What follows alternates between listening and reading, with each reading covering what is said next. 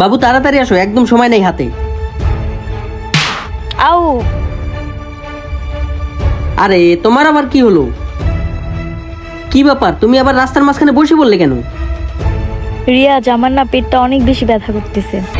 Please তুমি আমার জন্য একটু পানি নিয়ে আসো না। আরে তোমারও না এই সময় রাস্তাঘাটে পানির তৃষ্ণা লাগে না? আচ্ছা ঠিক আছে, বসো, আমি নিয়ে আসতেছি।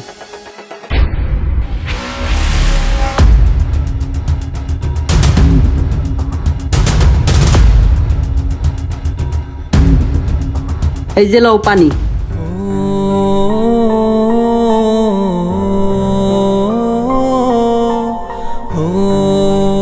থ্যাংক ইউ রিয়াজ, আসলে আমার না পেটটা অনেক বেশি ব্যথা করছিল।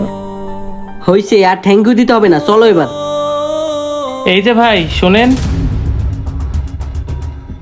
কি ব্যাপার ভাই, আমাদের বলতেছেন? হ্যাঁ ভাই, আপনাকেই ডাকছিলাম। এই যে ভাই শোনেন, আপনার ওয়াইফ কিন্তু আপনাকে ঠকাইতেছে। হাই হাই, লোকটা সবকিছু দেখে ফেললো নাকি? আপনার সাহস তো কম না, আপনি আমার ওয়াইফের নামে উল্টাপাল্টা কথা বলতেছেন।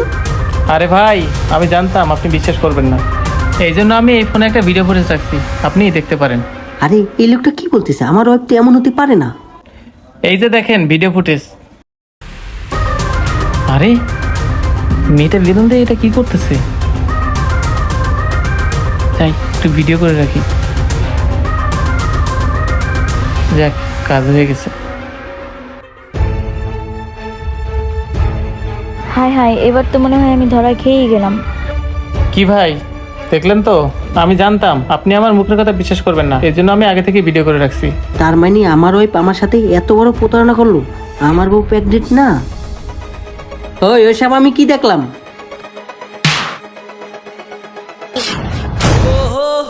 তার মানে তুই এতদিন আমার সাথে মিথ্যা নাটক করছিস?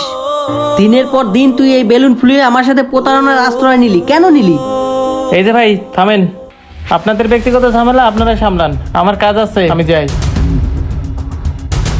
এবার সত্যি করে বলো, এই 3টে মাস আমার সাথে প্রেগনেন্সির নাটক কেন করলি? রিয়াজ, তুমি বিশ্বাস করো, আমি ইচ্ছে করে এই কাজ করিনি। একদম চুপ। বিশ্বাস? বিশ্বাস জিনিসটা তুমি হারিয়ে ফেলছো, আর আজকের পর থেকে তোমার আর আমার ভিতরে কোনো বিশ্বাস থাকবে না। রিয়াজ, তুমি আমার একটা কথা বোঝার চেষ্টা করো।